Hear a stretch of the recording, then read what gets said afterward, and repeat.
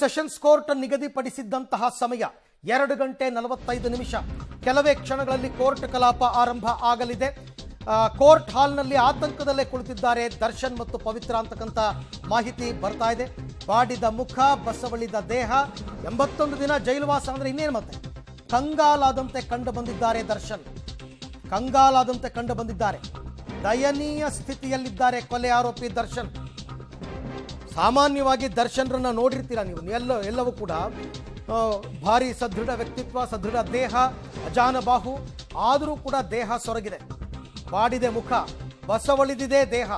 ನೋಡಿದಾಗ ಗೊತ್ತಾಗುತ್ತೆ. ಒಂದು ರೀತಿ ಇಡೀ ಈ ಪ್ರಹಸನ ಏನಿದೆ, ರೇಣುಕಾಸ್ವಾಮಿ ಕೊಲೆ ಪ್ರಹಸನವಾದಾಗಿಂದ ಇಲ್ಲಿ ತನಕ ಮನಸ್ಸಿಗೆ ನೆಮ್ಮದಿ ಅನ್ನೋದೇ ಇಲ್ಲ ಅವರಿಗೆ. ಹಾಗಾಗಿ ಸಹಜವಾಗಿಯೇ ಪರಿಸ್ಥಿತಿ ಹೀಗಾಗುತ್ತೆ. ಈ ಚಿಂತೆ ಅನ್ನೋದು ಮನುಷ್ಯನನ್ನು ತಿಂದು ಹಾಕ್ಬಿಡುತ್ತೆ. ದೃಶ್ಯದಲ್ಲಿ ನೀವು ನೋಡ್ತಾ ಇದ್ದೀರಾ, ಆ ಮುಖವನ್ನು ನೋಡಿದಾಗಲೇ ಗೊತ್ತಾಗುತ್ತೆ ಅವರು ಎಷ್ಟು ಸೊರಗಿದ್ದಾರೆ ಅಂತಕ್ಕಂಥದ್ದನ್ನು. ಕಣ್ಣಿನ ಕಾಂತಿಯೇ ಇಲ್ಲ.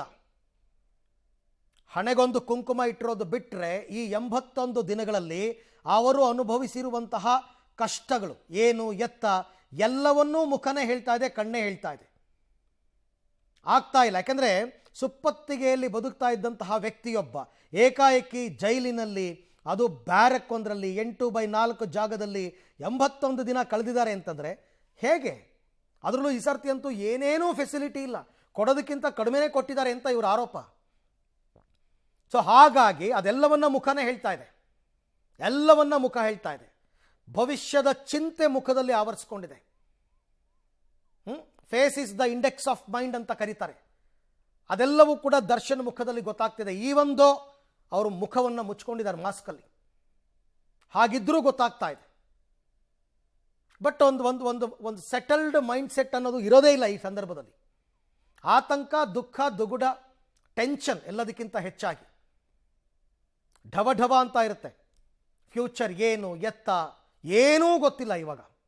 ಬ್ಲ್ಯಾಂಕ್. ಭವಿಷ್ಯನೇ ಒಂದು ಪ್ರಶ್ನಾರ್ಥಕ ಚಿಹ್ನೆ. ಆ ಪರಿಸ್ಥಿತಿಯಲ್ಲಿ ಪವಿತ್ರ ಗೌಡ, ದರ್ಶನ್ ಇಬ್ಬರು ಕೂಡ ಇದ್ದಾರೆ. ಅಂದುಕೊಂಡಿದ್ರೋ ಏನೋ ಒಂದು ಸರ್ತಿ ಮೊದಲನೇ ಬಾರಿ ಜಾಮೀನು ಸಿಕ್ಕಿದಾಗ ಇನ್ನು ನಾವು ಮತ್ತೆ ಜೈಲಿಗೆ ಹೋಗಲ್ಲ, ಜೈಲು ಮುಖ ನೋಡಲ್ಲ ಅಂತ ಅಂದುಕೊಂಡಿದ್ರೋ ಏನೋ. ಬಟ್ ಅಂದುಕೊಂಡಂಗೆ ಎಲ್ಲ ನಡೆಯಲ್ವಲ್ಲ, ಮತ್ತೆ ಜೈಲಿಗೆ ಹೋಗ್ಬೇಕಾಗಿ ಬಂತು.